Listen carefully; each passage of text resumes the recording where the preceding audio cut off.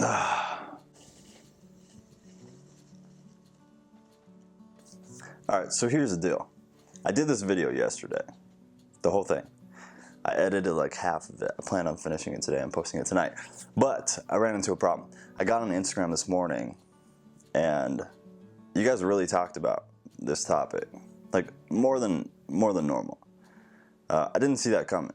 So I thought it'd be, to me it's a really simple question. So I just answered it.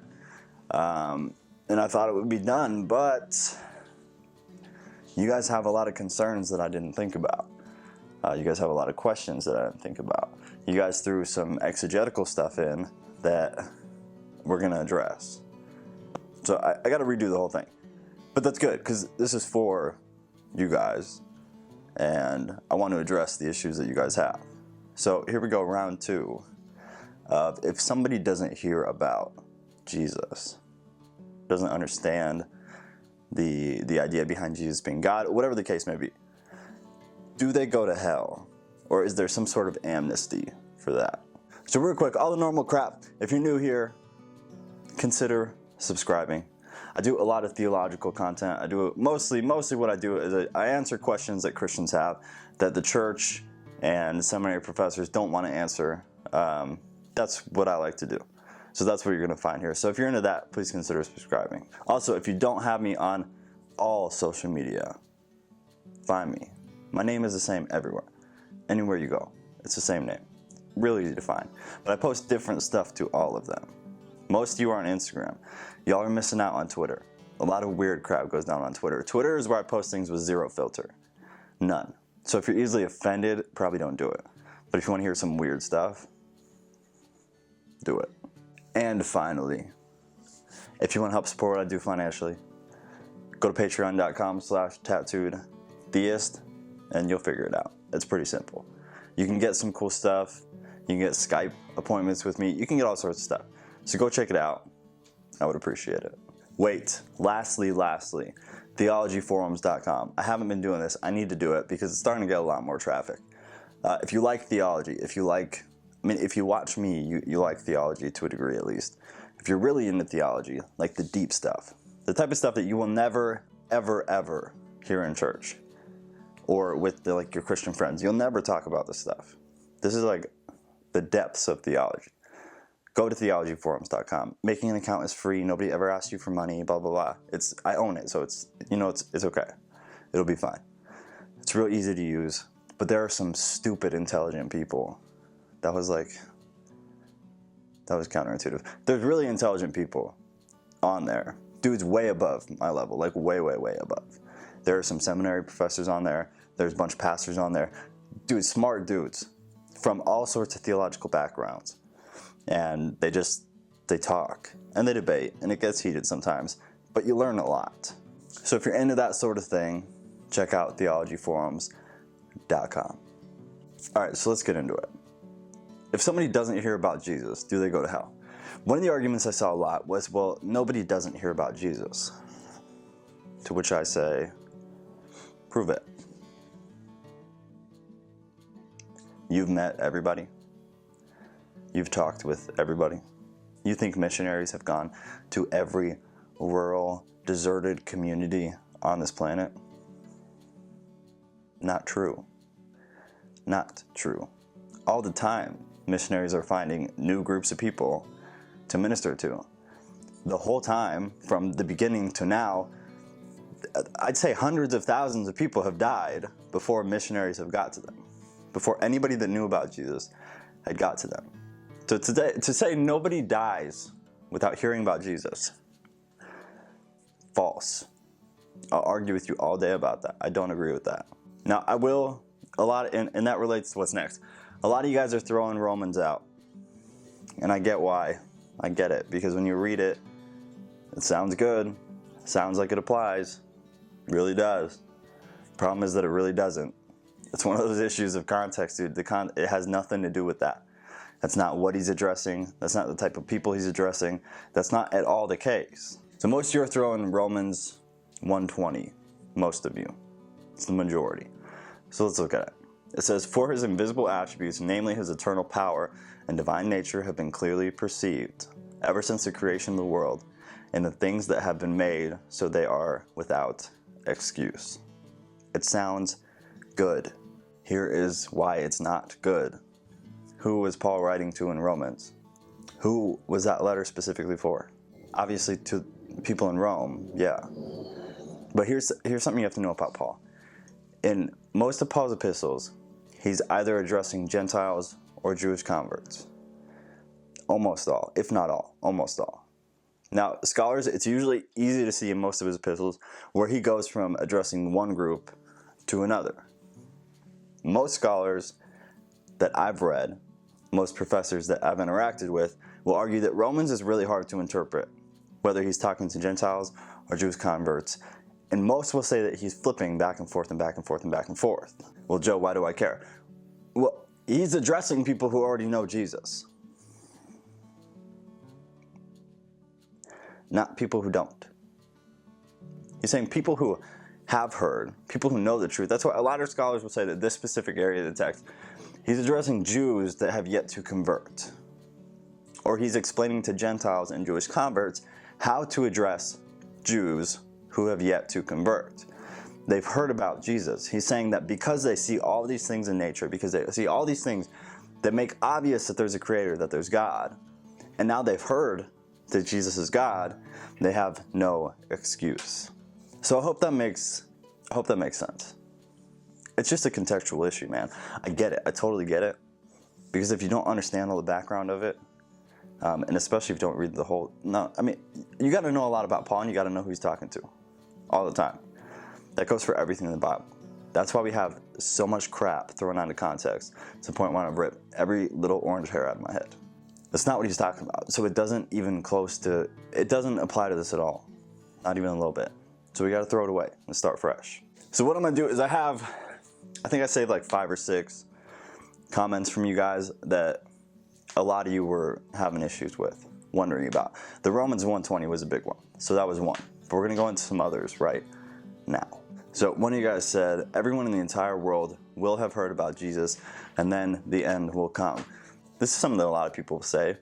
It's pretty commonly accepted. I said something before about it.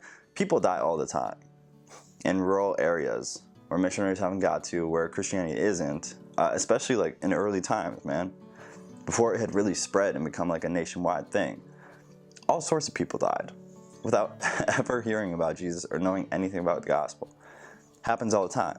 Those are the people that we're talking about. Yeah, it happens a lot less now because Christians are fanatics and they're everywhere, which is beautiful. Less, but it still happens. Years and years and years ago, happened all the time. Can't argue with that. All the time. Another one of you guys said this. Most cultures have his story in their lore. Those people rejected God long ago and their descendants pay the price. I get why you think that would be okay. Because we have the whole original sin thing. Where descendants of Adam and Eve pay the price for what those idiots did in the garden. I disagree. I don't think that applies. I don't think God, what you're saying when you say that is God is malicious. He's evil. Because just because some people screwed up and rejected Jesus, so all their descendants go to hell, that means God's an You may believe that. I don't. But that's what that says. Whether you say it or not, that's what it inadvertently says about God's character.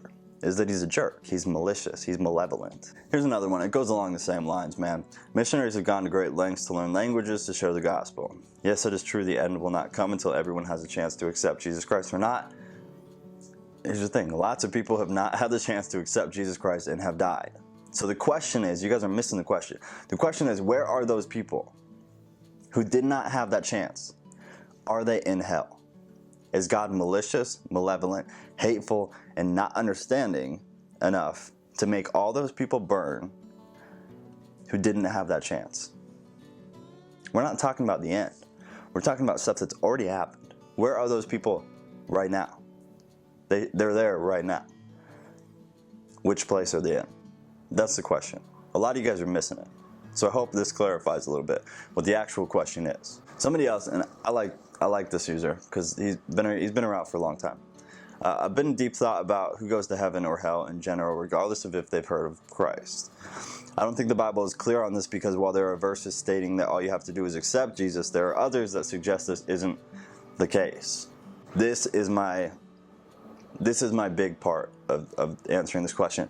And it's the fact that there are, if we're being honest, there are two camps of people with this type of issue, just like a lot. Salvation is super clear in the Bible. What is required for salvation is super clear. It's real clear, to the point that like 90% of Christians all agree on it. Now the only split in that is the whole faith versus works issue that we have within Christianity, where some people believe it's faith plus works, and some people believe it's faith plus works equals salvation, and others believe that it's faith alone equals salvation. Well, here's the thing. In either case, somebody who never heard about Jesus, who never got the story of who he was, who didn't understand who God was to begin with, and how Jesus relates to God and is God and all that stuff, theologically, where are they? They're in hell. Scripturally, they're in hell. If you're going off the Bible, if you take the Bible as the literal Word of God, and that it is without blemish, and that every single question that anybody could possibly have, and this is, a lot of people believe this, that every question we could possibly have is in the Bible answered, then they are in hell. Somebody who didn't have the chance is in hell. I don't agree with that. The other camp is this. We don't have all the answers in the Bible. The Bible does not answer every question that we have. A lot of us will argue, a lot of that has, like, modern issues. The Bible doesn't address a lot of modern issues. I really don't care what you say. You can twist and turn and like BS some crap to make it apply. It didn't exist when the Bible was written.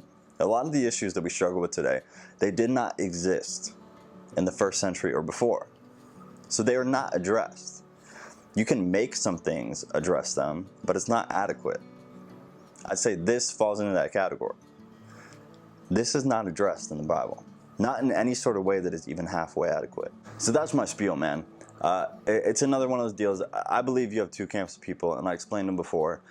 There's a lot of issues with it, and one of the things that a lot of people throw out is the whole like baby thing. Where does a baby go if they die? This just adds to like my understanding of it, which is that we don't have all the answers in the Bible. So there's other stuff we have to seek through God personally, through like understanding the universe and God and how everything works. And then largely I think a lot of it comes from just understanding God's character in general. Does a 1-year-old, if my 1.5-year-old daughter got hit by a car right now, she's out at a birthday party, maybe a park or some crap, she gets hit by a car, is she going to hell? I have to think, as far as the Bible is concerned, yeah. Because she's not saved, yo. She doesn't know who Jesus is. She doesn't know who God is. She doesn't understand that Jesus is God and he died for sins and blah, blah, blah. She doesn't understand any of that. She understands that she likes to watch Trolls on Netflix.